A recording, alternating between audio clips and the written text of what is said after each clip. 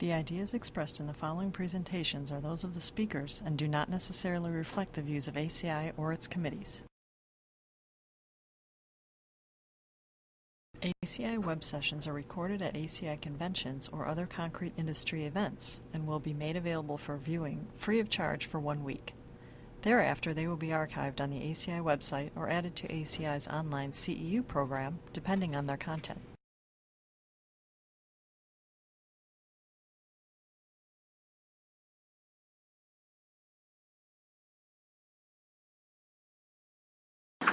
Joe Fursley, he's a principal at Kerry Kopczynski and Company in Bellevue. He's going to talk about seismic design in the new age of PVD.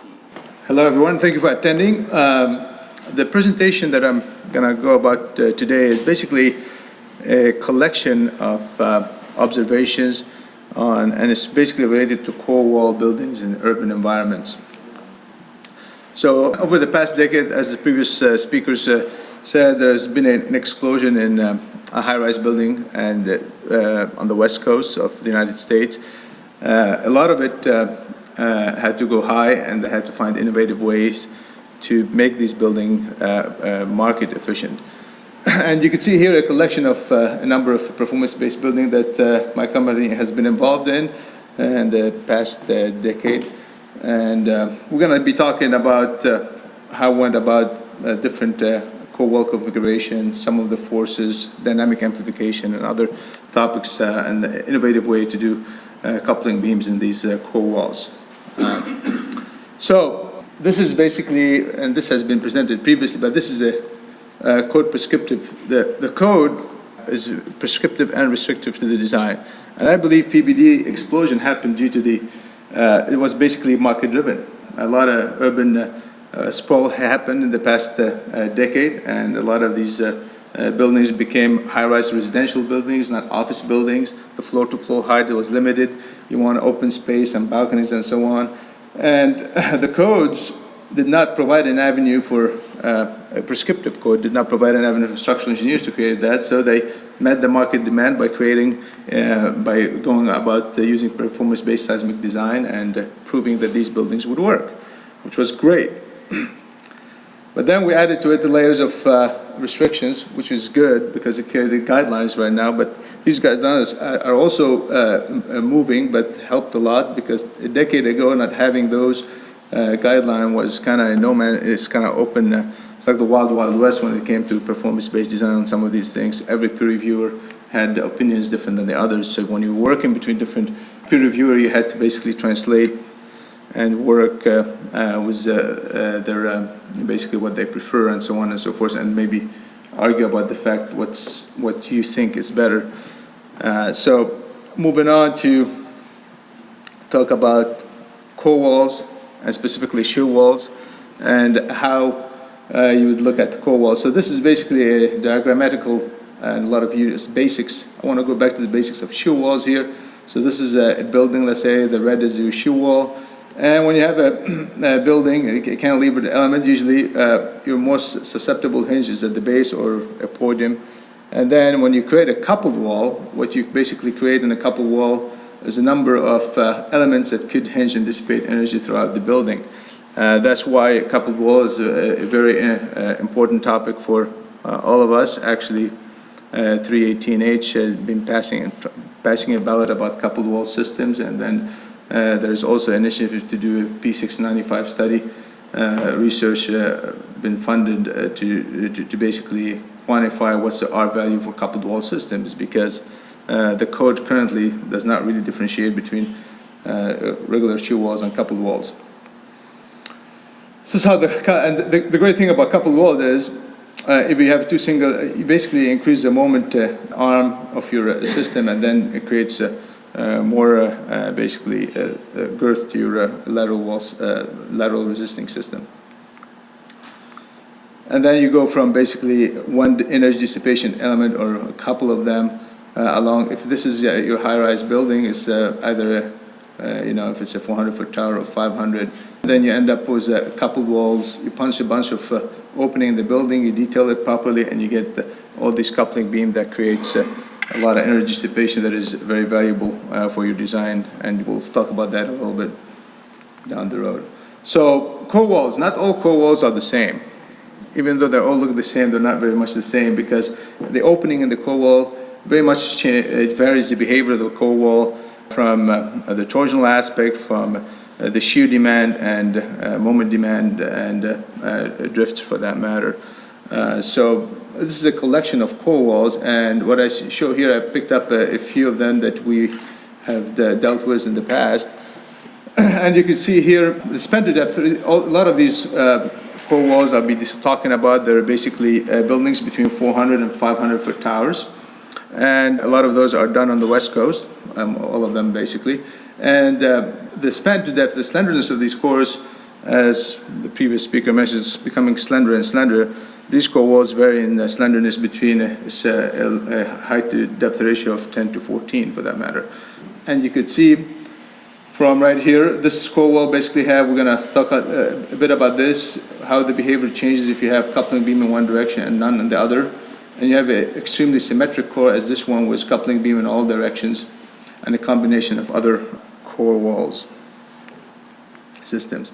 So as designers, we basically, we designed this seismic performance base space. So you have your DBE is right in the middle. You've seen that checker system before, and basically this is the MCE level. DBE is about plus or minus 2/3 the MCE, and then your service level earthquake. A lot of jurisdictions, there's along the West Coast, allows you to do either service level and MCE, or you have to do DBE, MCE, and service level for that matter.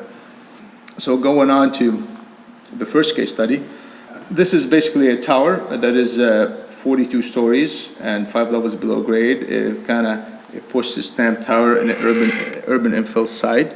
It's a residential building. It's about 11,000 square foot floor plate. This is a core coming up. You can see it here.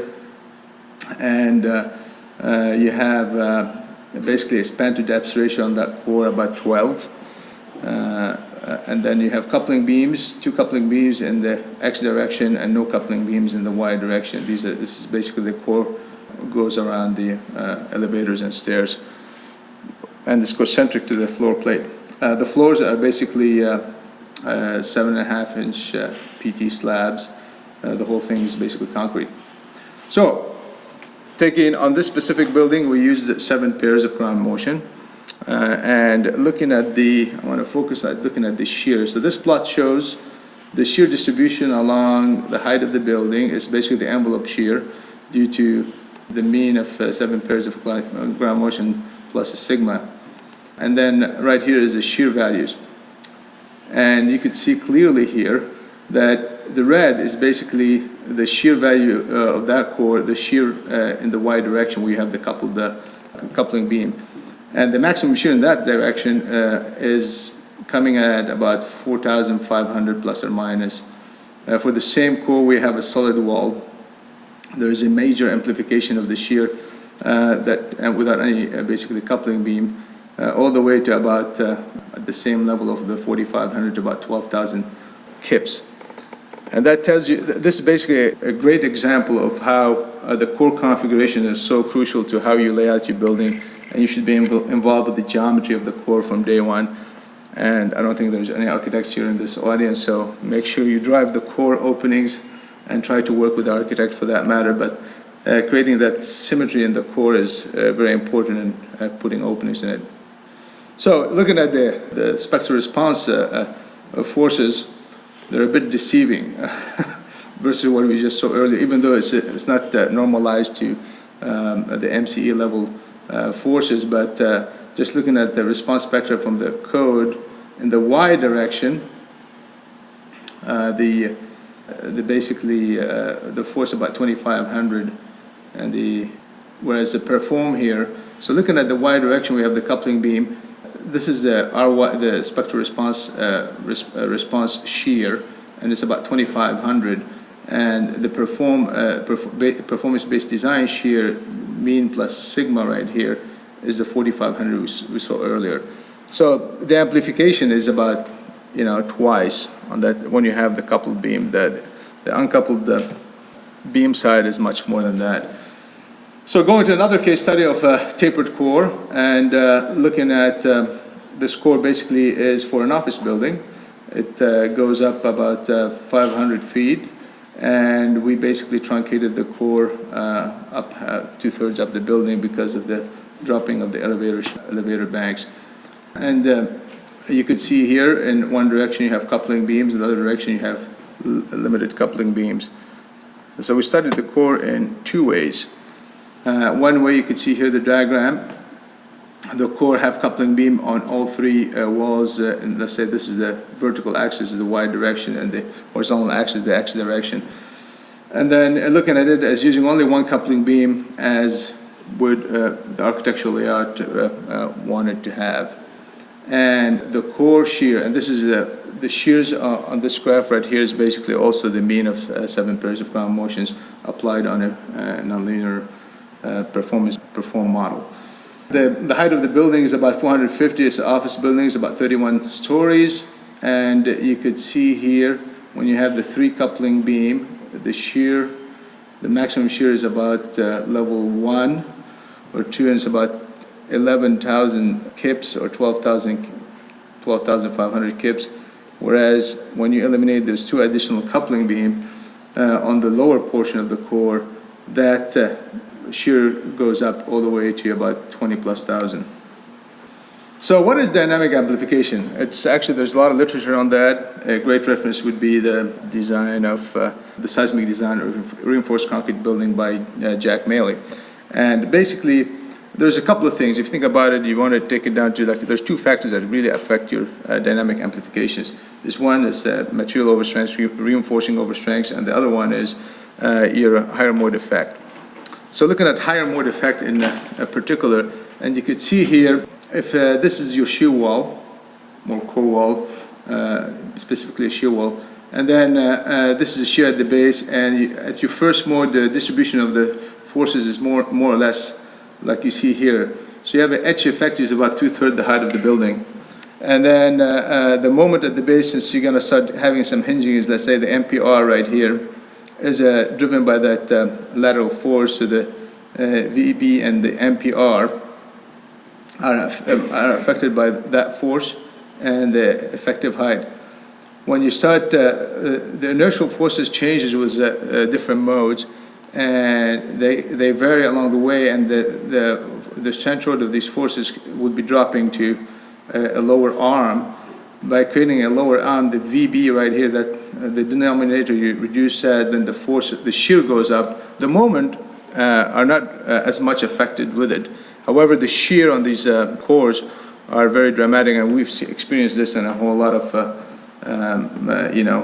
core wall designs.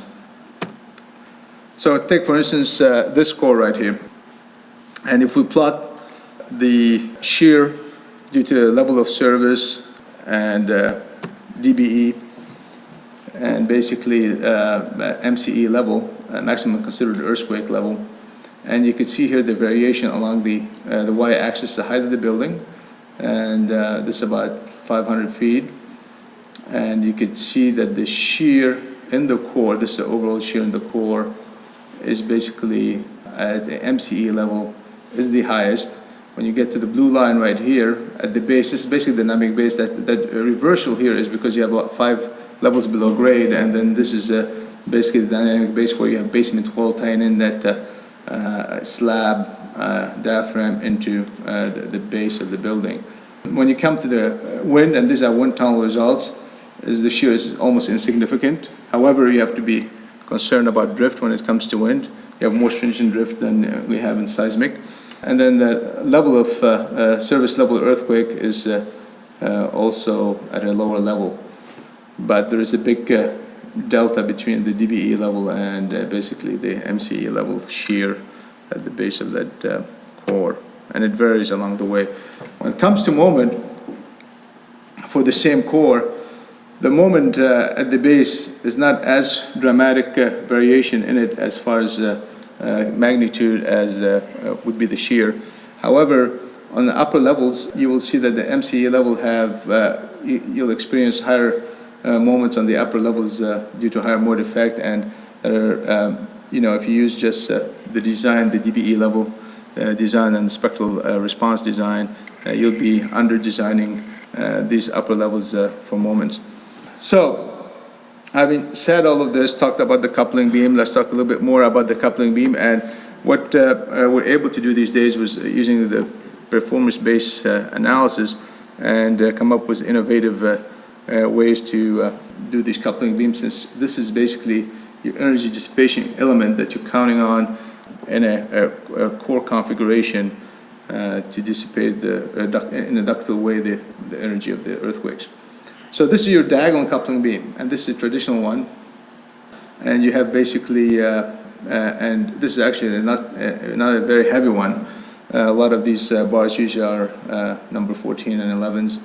And what it does is basically it clashes through boundary elements. It goes up through the floor, and it basically when you put the wall below it, these bars you cannot literally move them around because they're already cast in the floor below. So bringing another boundary element on top of it is hard to get in. And a lot of times they become non-code compliant as far as confinement around this diagonal reinforcement, because it's almost impossible to get this angle in and get these horizontal ties in place accurately so that it would meet the confining equations of the code. So what we have been looking at, and my company has been looking at this for many years, is implementing a fiber link beam. We've worked, and what you see here on the screen is your conventional diagonal beam, and right here is equivalent capacity diagonal beam model. But the difference between these two is between this is a boundary element, that's another boundary element of the core, that's the opening to the core, or between two walls. And the difference between these two is that that concrete from this face to this face is basically using steel fibers, high-strength steel fibers reinforcement. So basically you're able to drop the reinforcement between 40 to 60% depending on your beam by just doing so. So what are those? This is the first generation of beams we have used, which is now has been improved through more testing and more data. But what we have used is basically the Beckert steel fiber. It's about an inch and basically a little less than an inch and a quarter. The strength is 445 KSI. These fiber are highly extruded, so the diameter of them is very small. And the first generation of these beams, we used about a 1.5% volume, which is about 200 pounds of fibers in a yard, which is quite a bit of fibers. You cannot pump it, but you could bucket it. And what we did, these beams have been tested in a number of locations. The University of Michigan started the testing, and then the University of Wisconsin continued on that, and then there was a Pankow fund that was given a couple of years ago that actually tested more coupling beam, span to depth ratio, and a little bit more in-depth analysis on the whole application. And this is a full test panel. These are the two walls. These are the coupling beams, and they had a control coupling beam that had the conventional reinforcement in it.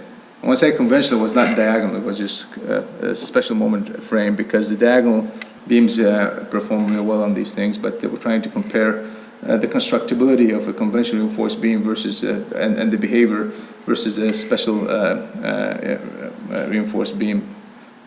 So this is the outcome of the test. You could see how you have about thousands of these little fibers in that concrete, and therefore you mitigated quite a bit of the cracking in this concrete beam, versus what you'll have was a reinforced beam where even if you put 4 inches on center ties or confinement, you're gonna still have some breakouts of concrete under high rotations.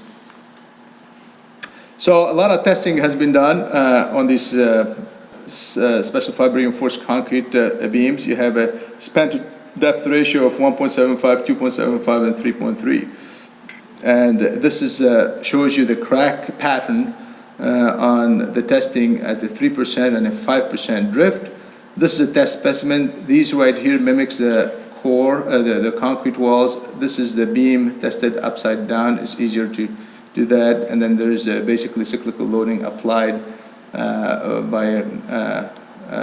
on the upper wall, and these two basically ties in the coupled wall system, so you don't have any slippage, and creates a rotation at the end of the beam that are not quite rotation but are due to bond slippage. So they basically have a better results out of it that basically just test the beam itself instead of counting on bond slippage of the bars. So you can see here, the cracking is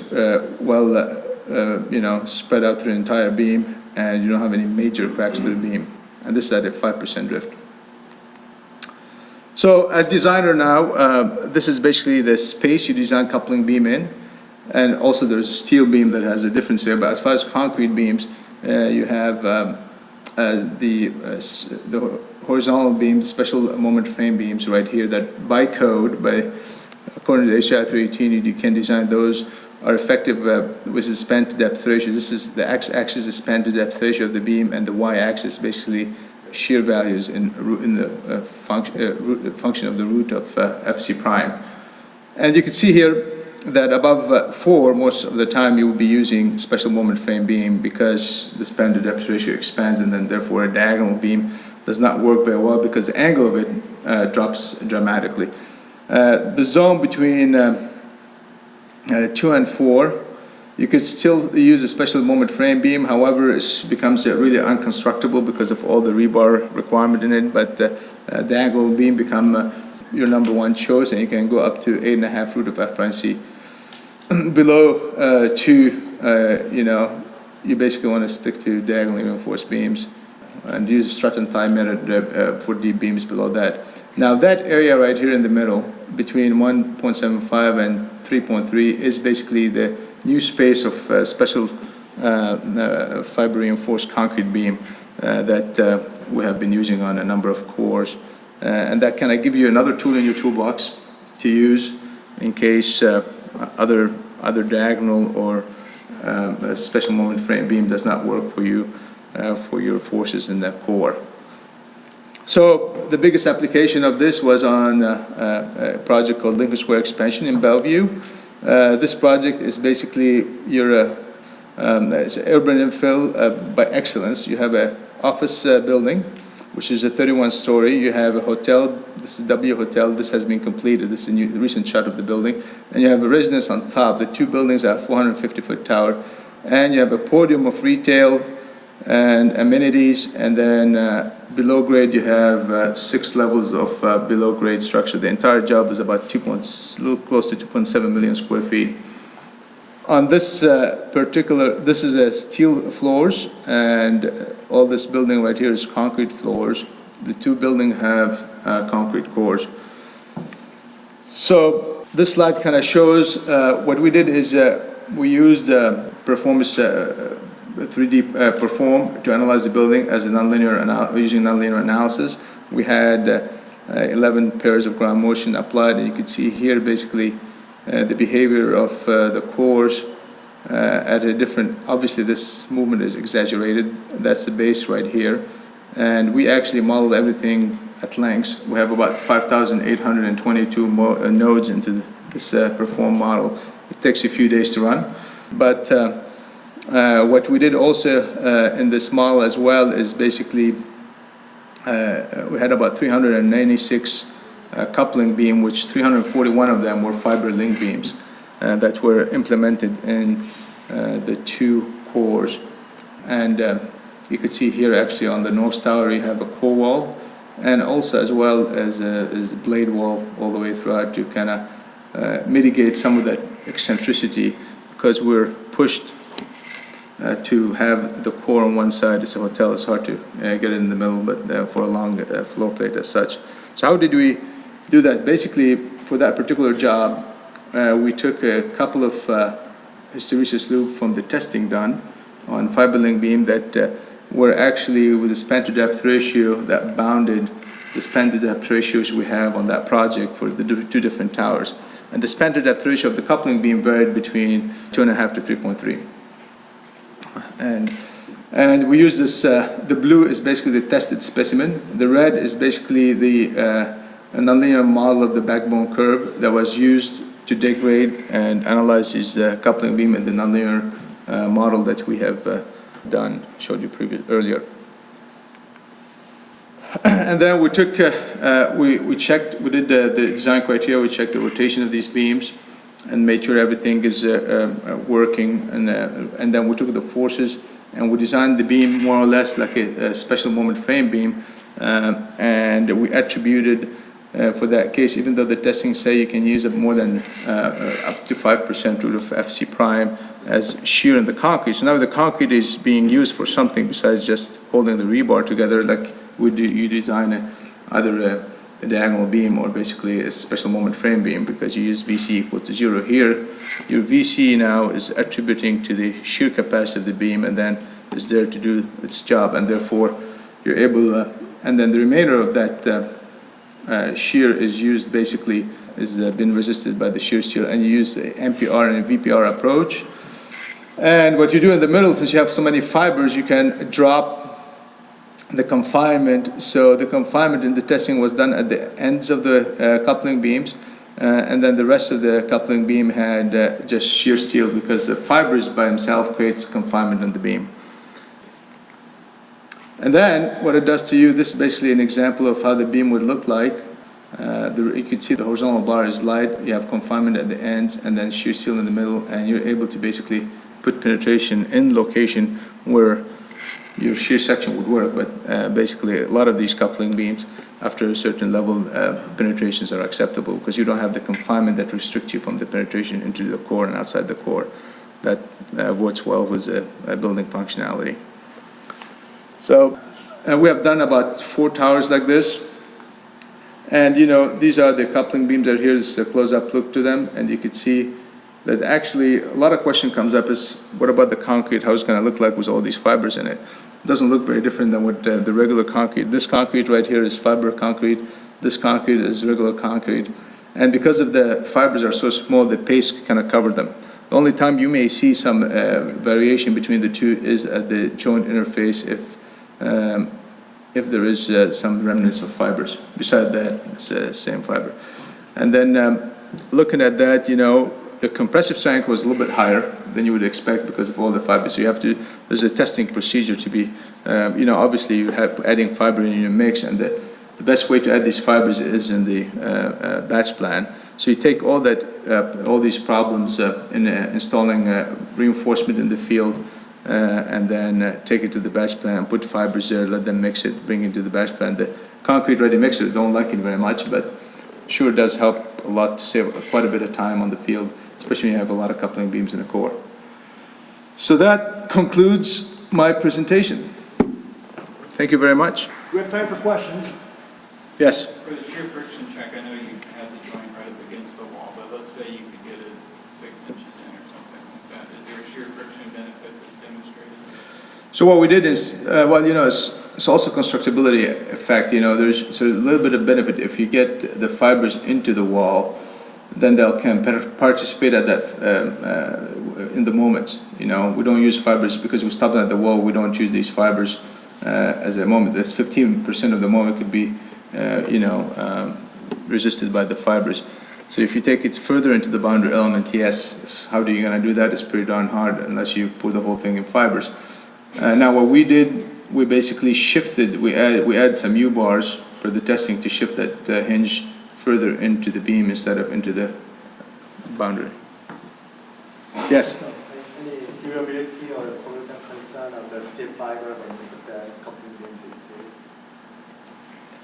Well, you know, I got that question too, but you know, we never tested it underwater and under environment. But you know, these, you know, I don't, you know, a lot of times, a lot of these cores, because of the energy code, you know, they're covered. It's very seldom you see them exposed to the weather conditions above grade, maybe below grade, but you don't have much weather going on below grade anyway. So I don't know how that would affect the rustiness of these fibers. But these fibers are highly extruded material, so they're very resilient. All right, thank you.